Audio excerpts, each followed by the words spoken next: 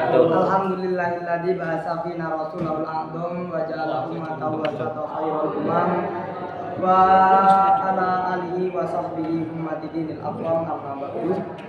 Yang saya hormati Bapak Guru dan Ibu Guru, mungkin saya minta maaf karena saya ditugaskan untuk presentasi masalah buku ke NU. Bismillahirrahmanirrahim. Kita sebagai orang NU itu harus memiliki apa? Tauhid. Yang pertama tauhid. Apa tauhid itu? Kita harus mengetahui apa sih tauhid itu. Kita cuma hanya tahu tauhid, akan tetapi tidak tahu pengertian dari tauhid itu sendiri apa. Tauhid ialah berarti meyakini bahwa Allah Subhanahu wa taala itu satu dalam zatnya. Satu dalam zatnya berarti laisa kamitslihi syai'un. Tidak ada sesuatu pun yang menyamai Allah di dunia ini. Bahkan Allah itu tidak bisa dijangkau oleh otak kita, karena kita tidak tahu Sang Pencipta itu seperti apa.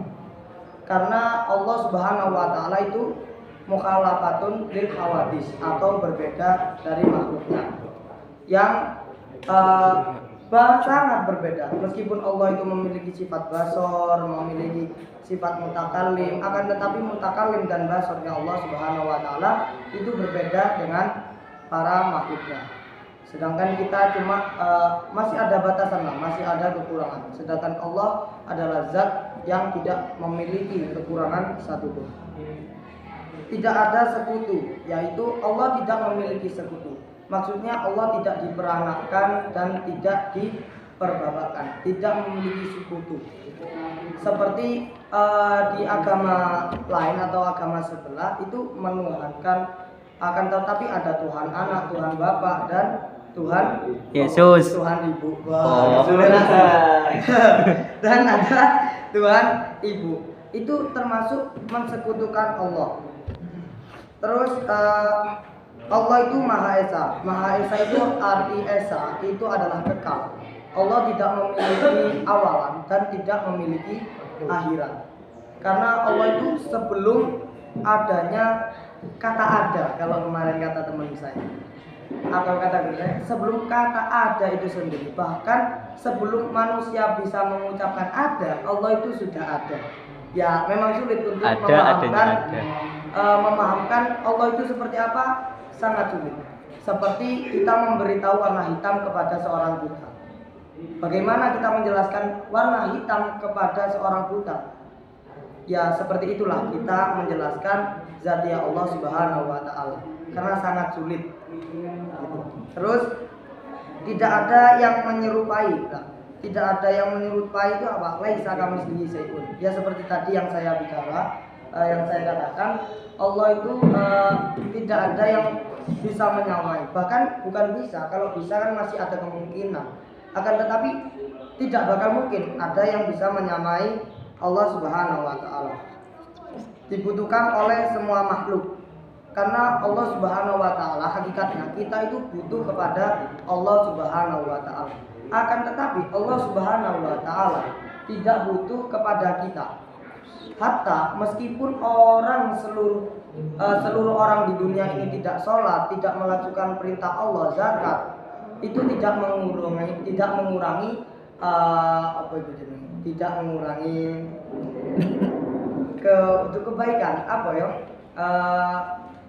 tidak mengurangi derajat Allah Subhanahu wa taala. Meskipun semua orang di dunia ini kafir, itu tidak mengurangi kesucian Allah, karena Allah tidak membutuhkan kepada makhluknya. Terus tidak ada yang mampu melawan kehendaknya. Tidak ada yang mampu melawan kehendaknya. Karena apa? Ketika Allah Subhanahu wa taala tidak menginginkan seseorang berbuat itu, maka seseorang itu tidak akan bisa berbuat. Kita hanya bisa mengangan-angan, tapi kita tidak bisa melakukan, karena semua itu tergantung takdir dari Allah Subhanahu wa taala. Bahkan ulama-ulama terdahulu pernah berkata di dalam kitab-kitabnya bahwasanya sebelum manusia itu dibuat, Allah Subhanahu wa taala, bahkan alam itu semua belum dibuat, Allah sudah mencatat apa-apa yang akan terjadi di kemudian hari. seperti kiamat. Allah sudah mengetahui kapan akan adanya kiamat, takdir manusia itu baik atau buruk, terus seorang itu nanti besarnya menjadi orang yang sukses atau tidak, itu sudah ada catatan di Lauhul Mahfuz. Akan tetapi takdir ini bisa dirubah menggunakan apa? Menggunakan doa. Karena doa syaiful muslim, karena doa adalah pedang seorang muslim. Karena itulah takdir bisa dirubah dengan menggunakan doa. Aslinya ya bukan merubah, akan tetapi cuma apa ya? 50-50, bukan 50-50. Allah itu sudah tahu, karena catatan itu dijaga oleh malaikat. Yang malaikat saja tidak tahu apa isi dari itu. Allah sudah mencatat, anak ini nanti berdoa, yang saya kabulkan doanya atau yang saya kabulkan tidak doanya, itu sudah ada catatannya di Lauhul Mahfuz. Yang tahu hanyalah Allah Subhanahu wa taala. Dahulu tanpa permulaan. Nah, Allah itu terdahulu tanpa adanya permulaan. Ya seperti tadi, sebelum adanya bumi dan isi jagat, planet-planet ataupun yang lain-lainnya, itu Allah itu sudah ada tanpa ada yang mengadakan. Karena Allah adalah zat yang awal dan tidak memiliki awalan. Ya, gimana ya jelaskannya? Memang sulit untuk diterima oleh otak. Tapi jika kita memiliki hati yang lapang dan hati yang lembut, maka itu bisa diterima. Karena agama itu bukan apa yang ada di otak, akan tetapi apa yang ada di hati. Karena ini tentang iman, bukan tentang logika, kan? Terus permulaan. Ada sebelum wujudnya alam semesta, itu tadi. Wujud tanpa akhirat, kekal tanpa batas. Kekal tanpa batas itu berarti meskipun adanya apa, ada kiamat, ada apa, Allah itu tetap kekal. Lawang Allah yang menciptakan kiamat, masa karena kiamat itu sendiri Allah akan musnah? Tidak mungkin, karena Allah juga memiliki sifat yang namanya kekal tanpa batas. Terus berdiri sendiri itu tanpa membutuhkan bantuan zat atau makhluk apapun. Seperti agar Allah mulia itu kita harus sholat, harus amal. Karena apa? Allah tidak membutuhkan makhluknya. Hatta ya tadi, meskipun orang semua di bumi, di Indonesia atau di seluruh bumi itu tidak memeluk agama Islam, tidak bertauhid kepada Allah Subhanahu wa taala, kemuliaan Allah itu tetap, karena Allah tidak membutuhkan sepeser pun, bahkan setitik tinta kecil pulpen hitek, ya kan, pilih lah hitek. Allah tidak membutuhkan, bahkan lebih kecil dari itu Allah tidak membutuhkan kepada makhluknya. Terus abadi tanpa henti ya masih sama seperti yang tadi, tanpa batas. Terus selalu memiliki sifat kesempurnaan dan keagungan, tidak pernah sirna, maha awal dan maha akhir, maha mengetahui segala sesuatu. Terus yang B, yang pertama kita harus mengetahui tauhid, dan tauhid itu isinya seperti tadi. Terus yang kedua kita harus mengenal kesucian Allah Subhanahu wa taala, meyakini bahwa Allah Subhanahu wa taala adalah zat yang suci.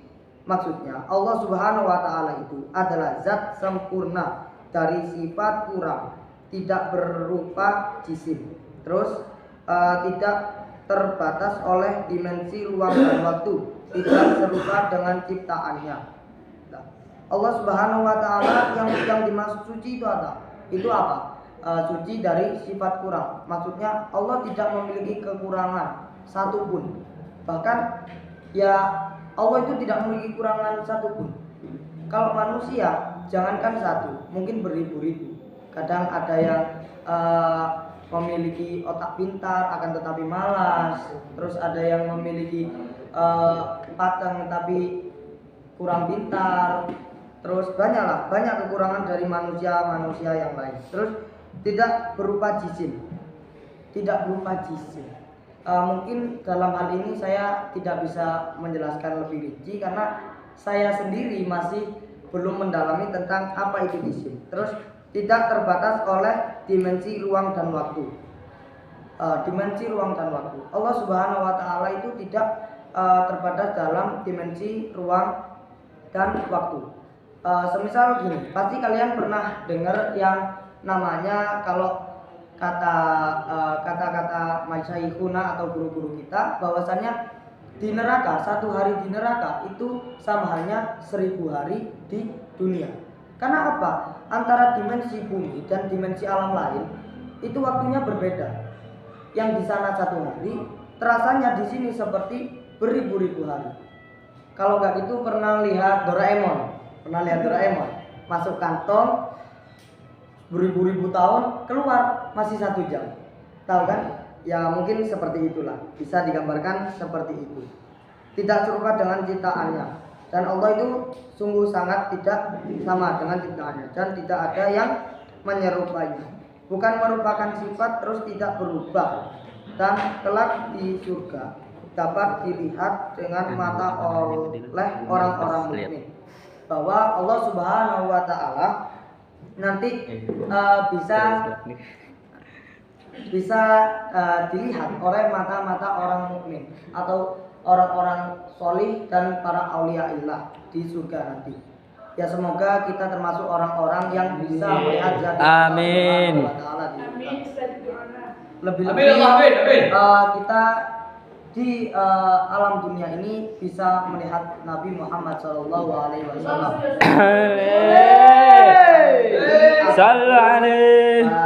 Dalam terjaga. Terus yang ketiga yaitu sifat-sifat Allah Azza wa Jalla. Aswaja memiliki keyakinan bahwa Allah Subhanahu wa taala memiliki 20 sifat wajib. Artinya mustahil bagi Allah Subhanahu wa taala tidak memiliki sifat-sifat tersebut. 11 menit. 20 sifat itu adalah yang pertama wujud, qidam, baqa, mukhalafatul lil hawadisi, qiyamu bi nafsihi, wahdaniyat. Mungkin lebih enaknya itu di kitab Aqidatul Awam itu disebutkan seperti ada nadomannya yang kemarin teman kita lantunkan, mungkin bisa dilantunkan lagi untuk memperpanjang durasi. Yang pertama Bismillahirrahmanirrahim.